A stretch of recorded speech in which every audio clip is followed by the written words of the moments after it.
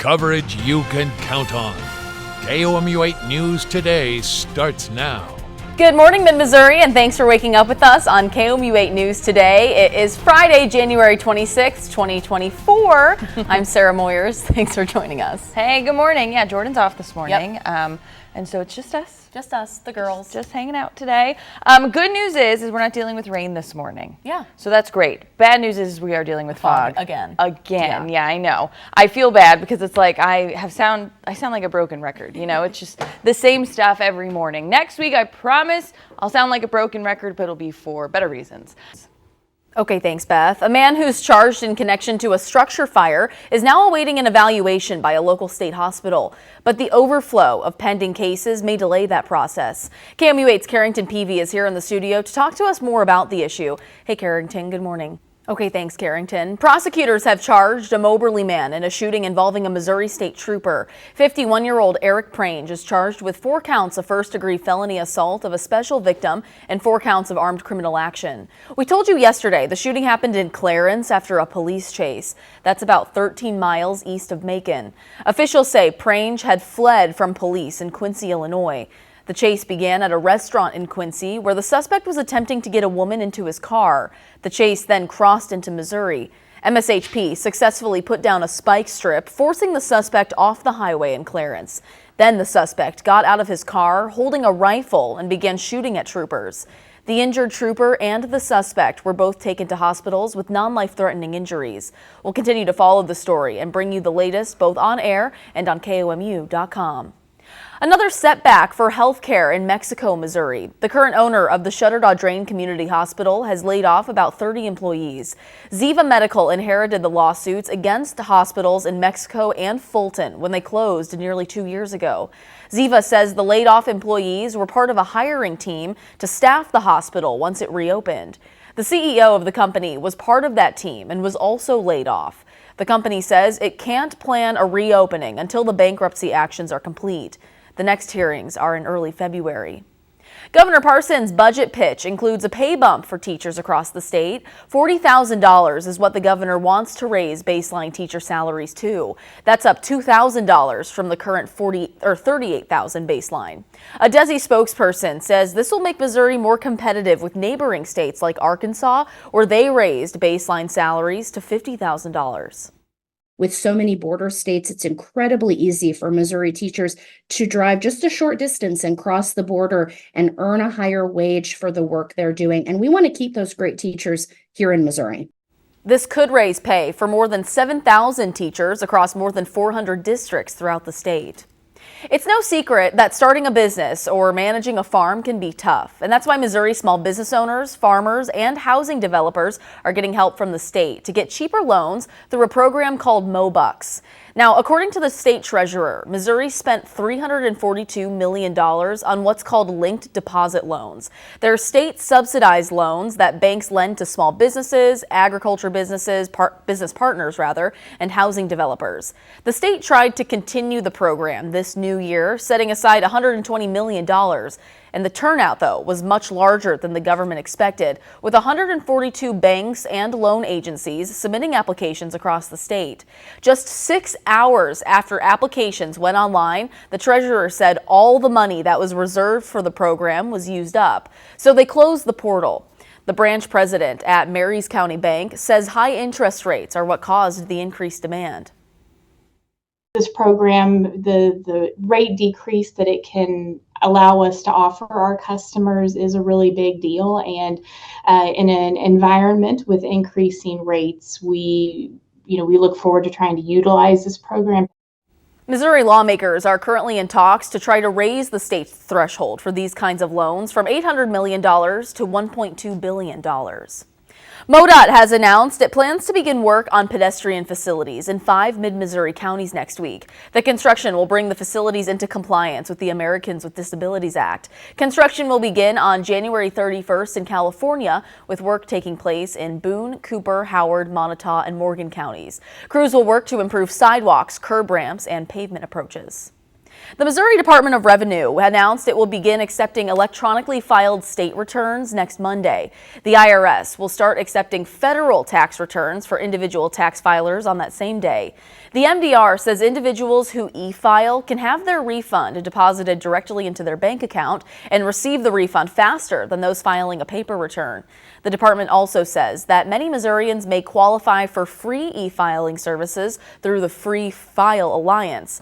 That will allow those eligible to file both federal and state tax returns with approved software. Coming up, a look into former President Trump's ongoing battles both in the courtroom and at the Capitol. But first, that's a live look over downtown Columbia at 4:37 on your Friday morning. Stick with us. We'll be right back. Welcome back. Many of us are familiar with ice sculptures, but what about snow sculptures? Unlike their crystal clear cousins, these works blend art with sport, all requiring incredible grit. And now 3 women from Maine are on their way to a national sculpture competition. NBC's Donovan Lynch met up with them at practice.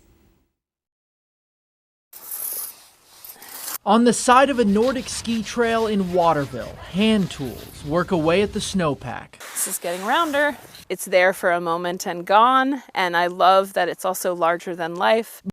The Chickadees snow sculptors will participate in the national competition that's on January 31st in Lake Geneva, Wisconsin.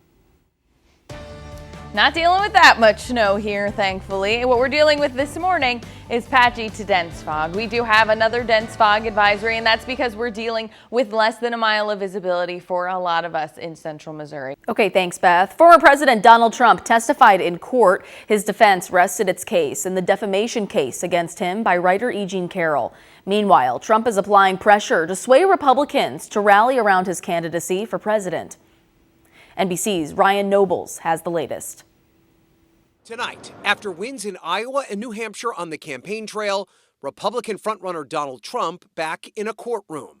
A new study found babies born to mothers who got COVID while pregnant had unusually high rates of respiratory issues. None of the babies tested positive for the infection at birth, but about 17% were diagnosed with respiratory issues, which is higher than the average for newborn. Unvaccinated mothers had 3 times the odds of respiratory distress in their babies. That's compared to mothers who had at least 1 dose of the COVID vaccine. The Federal Trade Commission is warning funeral homes across the country to stop misleading bereaved customers. Of more than 250 funeral homes, the agency found 38 of them either refused to answer questions about pricing or gave inconsistent information about other funeral services. Under the FTC's consumer rights called the Funeral Rule, funeral homes must give customers a general price list, and customers have the right to choose which services they want. If they don't comply, they could pay nearly $52,000 per violation. That's a live look over a foggy Columbia Regional Airport. Your time is 4:48. Thanks for starting your Friday morning with us on KOMU 8 News Today. We'll be right back.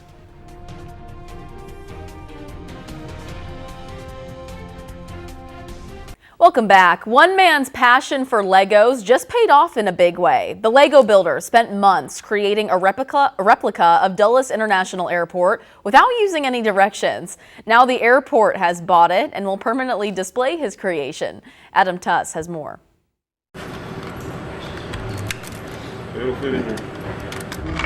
You are watching. This is amazing. Whoever came up with this.